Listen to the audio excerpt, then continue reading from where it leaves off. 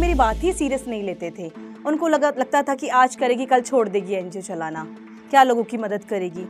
उनके चक्कर में मैंने सूट पहनना शुरू कर दिया, बिंदी लगाना शुरू कर दिया, साड़ी पहनना शुरू कर दिया। घंटों घंटों ब्रेस्ट देखते हैं और अगर हम उनको बोलते हैं कि आप क्या देख रहे हैं तो बोलते हैं हम आपकी गले की चैन देख रहे हैं। लोगों को लगता है कि मैं इनको 5,000 दूंगा, 2,000 दूंगा तो ये मेरे साथ सो सकती है या मेरे से दोस्ती करेगी। मैंने सबकी बात इग्नोर की और अपने काम पे पूरा ध्यान दिया और आज मैं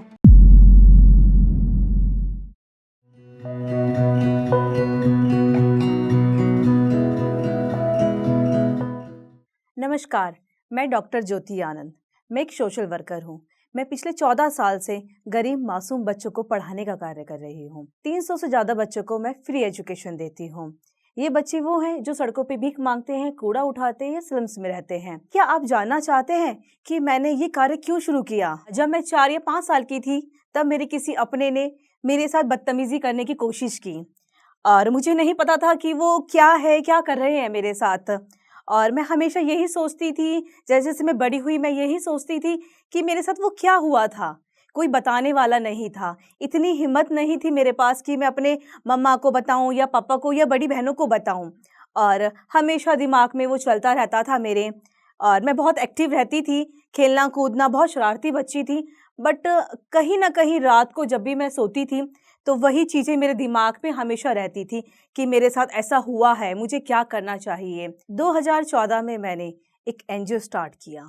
बहुत सारी परेशानी आई मेरे साथ, बहुत लोगों ने मुझे टोका।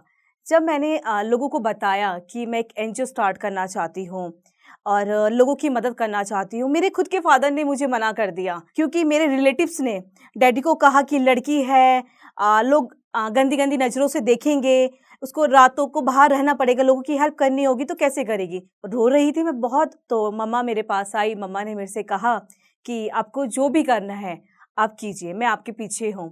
मेरी मम्मा, मेरी दीदी, सब ने मुझे हक किया और कहा कि अगर ड्रीम है आपका, अपना ड्रीम पूरा कीजिए। डैडी ने सपोर्ट नहीं किया उस टाइम तक। उसके बाद मैं जॉब करती थी।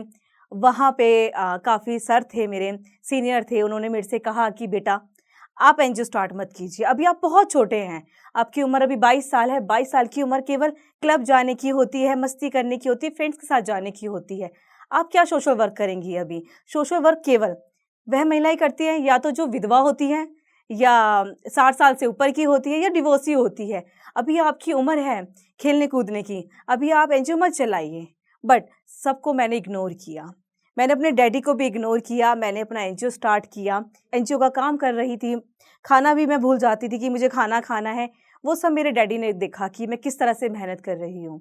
उसके बाद डैडी ने मुझे नहीं लगता आज तक किसी ने मुझे इतना सपोर्ट किया होगा जितना मेरे उसके बाद डैडी ने सपोर्ट किया।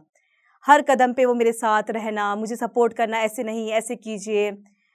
2015 में मेरे डैडी एक्सपायर कर गए। बहुत क्लोज थी मैं अपने डैडी की, तो सोचा कि अब नहीं हो सकता मेरे से एनजीओ, मैं नहीं चला सकती एनजीओ, मैं नहीं कर सकती लोगों की मदद, क्योंकि डैडी हमेशा सपोर्ट करते थे।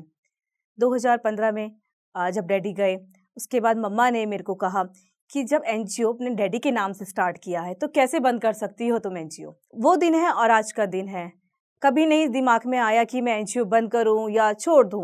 मैं छोटी थी और एज मेरी कम लगती थी उस टाइम और पतली थी, तो अपने आप को मैच्योर दिखाने के लिए, क्योंकि लोग मेरी बात ही सीरियस नहीं लेते थे। उनको लगता था कि आज करेगी कल छोड़ देगी एनजीओ चलाना, क्या लोगों की मदद करेगी। उनके चक्कर में मैंने सूट पहनना शुरू कर दिया, बिंदी लगाना शुरू कर दिया, साड़ी पहनना शुरू कर दिया, ताकि लोगों को लगे कि हाँ मैं एक मैच्योर हूँ, एक मैच्योर महिला हूँ।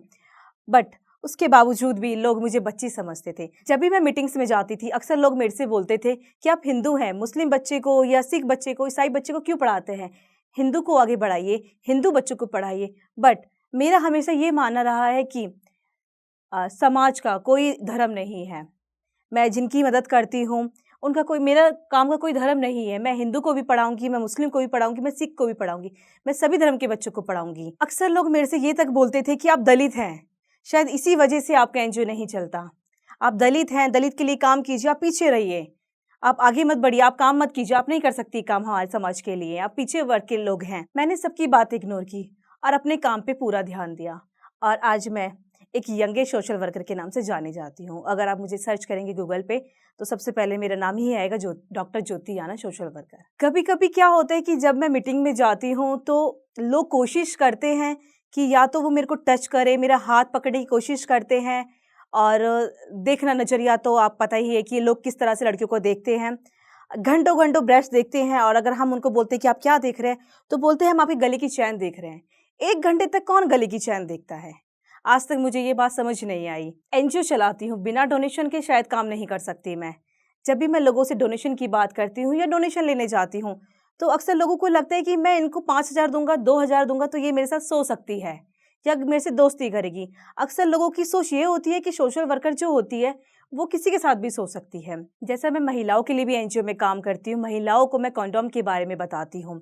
तो अगर मैं निरोध को लेके फ़ोटोज़ क्लिक कराती हूँ या उनको बताते हुए कि फ़ोटोज़ क्लिक कराती हूँ और मैं सोशल साइट्स पे डालती हूँ तो लोग मुझे ट्रोल करते हैं। क्या बोलते हैं कि वेश्या हो क्या तुम, जो कंडोम के बारे में बता रही हैं आप? आपने ज़रूर सेक्स किया होगा पहले, आपकी तो शादी ही नहीं हुई है, तो आप इतना कैसे जानते हैं कंडोम के बारे में? ज़रूर आपने सेक्स किया होगा, एक से नहीं हज़ारों से सेक्स किया होगा, तभी आज आप इतना खुल के बात कर पा रहे हैं। बहुत कंप्लेंट की, एफआईआर की, बट कुछ ज़्यादा एक्शन कुछ हुआ नहीं।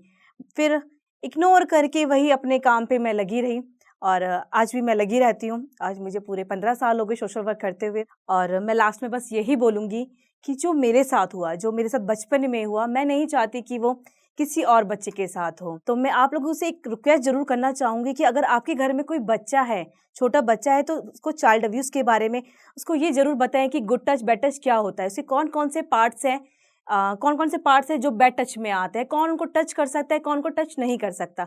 ये आप अपने बच्चे को ज़रूर बताएँ। और मैं आज ये भी कहना चाहूँगी कि एक जीन्स पहनने वाली, एक शॉर्ट्स पहनने वाली भी सोशल वर्कर हो सकती है, वो भी सोशल वर्क कर सकती है। मैं लास्ट में एक बात और बोलना चाहती हूँ आप लोगों से कि एक जीन्स पहनने वाली कम उम्र की महिलाएँ भी एक सोशल वर्कर बन सकती हैं। ज़रूरी नहीं है कि वो साड़ी पहने या सूट पहने या उसकी उम्र 60 साल हो या वो डिवोर्सी हो। ज़रूरी नहीं है कि वो तभी सोशल वर्कर बनेगी। एक यंग लड़की, 20 साल की लड़की भी समाज सेवा कर सकती है। धन्यवाद।